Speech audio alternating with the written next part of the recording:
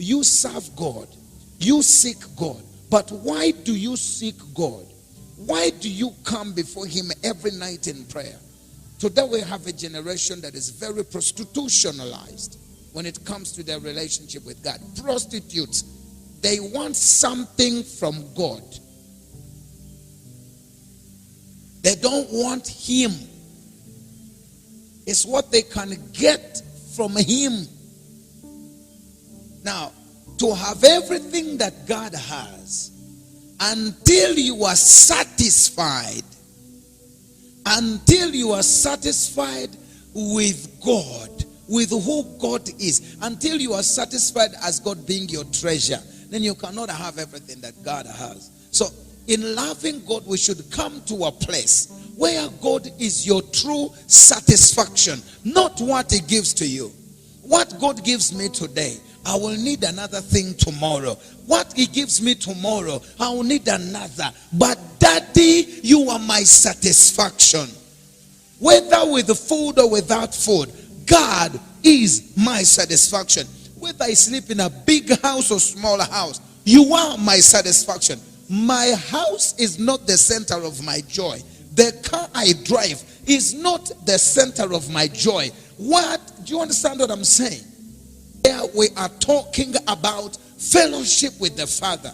Until you are satisfied with him, nothing will ever satisfy you. Until you are satisfied with God, until he's your true satisfaction, nothing else in life will ever satisfy you. And I used to think, when I fly from one nation to another, from one meeting to another, that will be my satisfaction. I have arrived. Until now that I've traveled like that I cancel meetings, and even the thought itself to travel is very depressing itself, stressful, because I don't want to go. Because that's not the center of my joy. Until a man or woman is satisfied with God,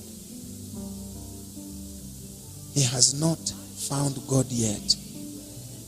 God must be your first and last option.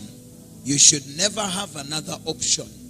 God must be your first and last option. To find God is to be satisfied. There is nothing good that God withholds from them that love him. A man who has found God has found everything. A man who has found God has found everything.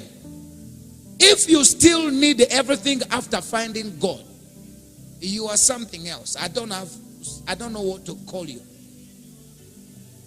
Every man and woman we admire from the Bible, the reason their lives were glamorous, the reason their lives were glorious, that's what I mean. The reason they are enviable is because they found God and they walked with God.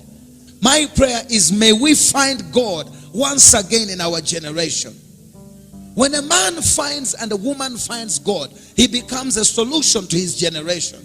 So this is an opportunity, like I said, for the church in Kenya to receive back her dignity, her honor, her respect she lost. Because most people think all of us are in church for money. We are in there, we are busy there, tricksters, we are conists, whatever they call us. TV presenter called us, we are fraudsters, we are what?